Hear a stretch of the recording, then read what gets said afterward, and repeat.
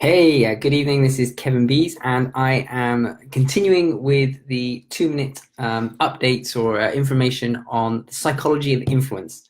What are some of the laws that we can use from a psychology point of view to help potentially our customers or people we wish to influence to do some kind of business with us? What are the laws that we can use to help them make an effective decision in working with us?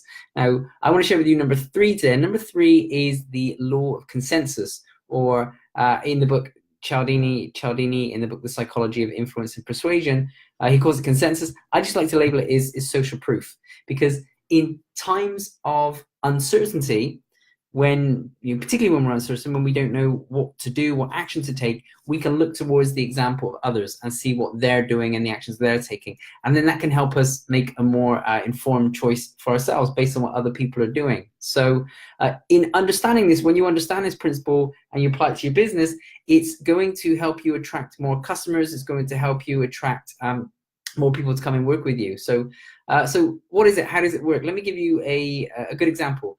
I was in Adelaide in South Australia, and I didn't know the city. I was just working there. I was doing some presenting, and so I went out in the evening to have some dinner. And I found this nice restaurant. The menu looked amazing. I think it was Vietnamese. And I looked inside, but there were only one or two people in there. And then I looked into the restaurant next door. Now, the menu wasn't quite as good, but the place was absolutely packed. It was full of people. Which one do you think I went into? Which one would you go into? Of course, I went into the one that was full, because we see the restaurant that's full and we presume, that one must be better. Okay, and so we are continually looking for cues like this in our environment all of the time. And so if we can see an example of what someone else is doing or how they're doing it, then we'll lean towards that. Now, what are some examples in business that we can do in relation to this? Well, very frequently we could have something like testimonials. Testimonials are a really great example of social proof. If someone else is saying something great about you or your business or what you do, then that will help other people feel like, wow, I need to go and be with them or work with them or do the thing. Now, a testimonial could be a client who's had a great experience working with you.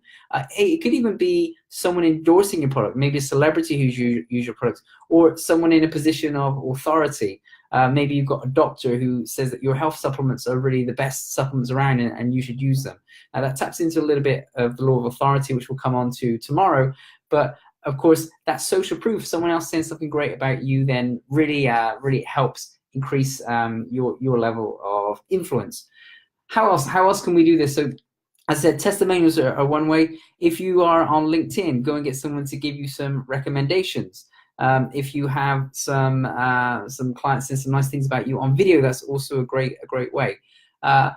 I think probably in one of the businesses that I work with, another way that we gave some social proof, someone was interested in joining the program. They weren't quite sure yet if they wanted to. So we just had them speak with another customer to tell them about their experience. So there's no end of ways to demonstrate your social proof.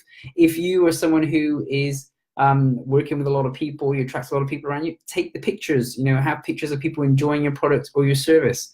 So no end of ways to do this. What I'd love for you to do in terms of your action off of the back of this one, I'd like to have a think. What is some of the ways that you can show social proof? What are some of the ways that you can demonstrate other people enjoying, using, liking your product or your service?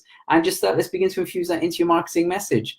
Okay, I think that's enough for today. I said 2 minutes. I've done almost 4, so hope you have yourself a fantastic day. And I'll be back tomorrow to share with you law number 4 in terms of the psychology of influence. Okay, have a great evening.